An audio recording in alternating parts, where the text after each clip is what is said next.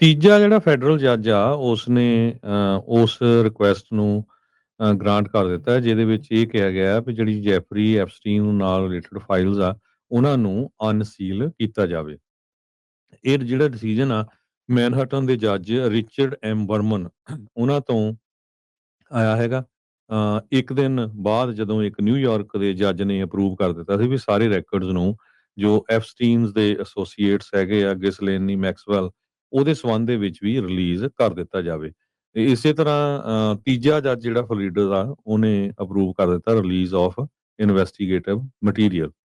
ਸੋ Trump ਉਹਨਾਂ ਨੇ ਵੀ ਪਹਿਲਾਂ ਕਿਹਾ ਸੀ ਵੀ ਡਾਕੂਮੈਂਟ ਰਿਲੀਜ਼ ਕਰ ਦਿਓ। ਕੰਪਨੀ ਦੇ ਉਹਨਾਂ ਦੀ ਜਿਹੜੀ ਪਾਰਟੀ ਆ ਕਾਫੀ ਵਿਰੋਧ ਹੋਇਆ ਵਿੱਚੋਂ।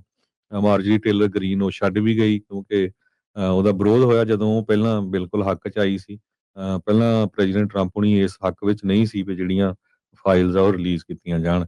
ਸੋ 3 ਜੱਜਾਂ ਦੇ decision Epstein file transparency act ਦੇ ਤਹਿਤ ਜੋ ਸਾਈਨ ਕੀਤਾ ਗਿਆ ਸੀ ਲਾ ਪਿਛਲੇ ਮਹੀਨੇ ਪ੍ਰੈਜ਼ੀਡੈਂਟ ਟਰੰਪ ਉਹਨਾਂ ਵੱਲੋਂ, ਉਹਨਾਂ ਦੇ ਡਾਕੂਮੈਂਟ ਰਿਲੀਜ਼ ਕਰਨ ਨੂੰ ਤੀਜੇ ਜੱਜ ਵੱਲੋਂ ਅੱਜ ਇਹ ਫਿਰ ਕਿਹਾ ਗਿਆ ਹੈ। ਜੀ, ਬਿਲਕੁਲ।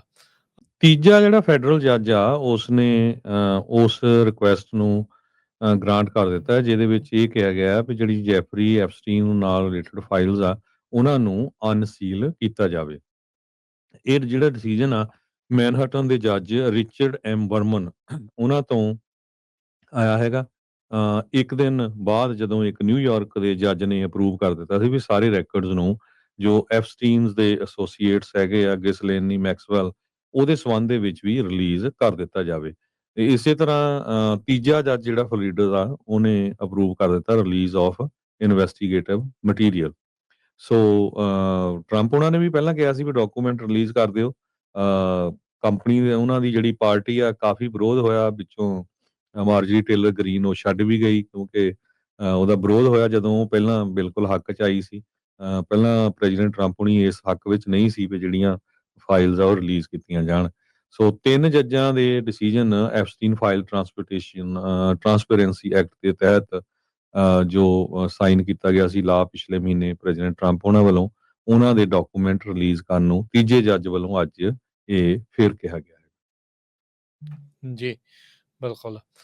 ਤੀਜਾ ਜਿਹੜਾ ਫੈਡਰਲ ਜੱਜ ਆ ਉਸਨੇ ਉਸ ਰਿਕੁਐਸਟ ਨੂੰ ਗ੍ਰਾਂਟ ਕਰ ਦਿੱਤਾ ਹੈ, ਜਿਹਦੇ ਵਿੱਚ ਇਹ ਕਿਹਾ ਗਿਆ ਹੈ ਵੀ ਜਿਹੜੀ ਜੈਫਰੀ ਐਪਸਟੀਨ ਨਾਲ ਰਿਲੇਟਡ ਫਾਈਲਸ ਆ ਉਹਨਾਂ ਨੂੰ ਅਨਸੀਲ ਕੀਤਾ ਜਾਵੇ। ਇਹ ਜਿਹੜਾ ਡਿਸੀਜਨ ਆ ਮੈਨਹਟਨ ਦੇ ਜੱਜ ਰਿਚਰਡ ਐਮ ਬਰਮਨ ਉਹਨਾਂ ਤੋਂ ਆਇਆ ਹੈਗਾ। ਤੀਜਾ ਜਿਹੜਾ ਫੈਡਰਲ ਜੱਜ ਆ ਉਸਨੇ ਉਸ ਰਿਕੁਐਸਟ ਨੂੰ ਗ੍ਰਾਂਟ ਕਰ ਦਿੱਤਾ ਹੈ, ਜਿਹਦੇ ਵਿੱਚ ਇਹ ਕਿਹਾ ਗਿਆ ਹੈ ਵੀ ਜਿਹੜੀ ਜੈਫਰੀ ਐਪਸਟੀਨ ਨਾਲ ਰਿਲੇਟਡ ਫਾਈਲਸ ਆ ਉਹਨਾਂ ਨੂੰ ਅਨਸੀਲ ਕੀਤਾ ਜਾਵੇ। ਇਹ ਜਿਹੜਾ ਡਿਸੀਜਨ ਆ ਮੈਨਹਟਨ ਦੇ ਜੱਜ ਰਿਚਰਡ ਐਮ ਬਰਮਨ ਉਹਨਾਂ ਤੋਂ ਆਇਆ ਹੈਗਾ।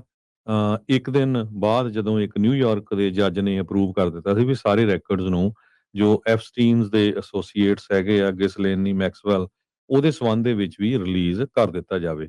ਤੇ ਇਸੇ ਤਰ੍ਹਾਂ ਤੀਜਾ ਜੱਜ ਜਿਹੜਾ ਫਲੋਰੀਡਾ ਦਾ ਉਹਨੇ ਅਪਰੂਵ ਕਰ ਦਿੱਤਾ ਰਿਲੀਜ਼ ਆਫ ਇਨਵੈਸਟੀਗੇਟਿਵ ਮਟੀਰੀਅਲ।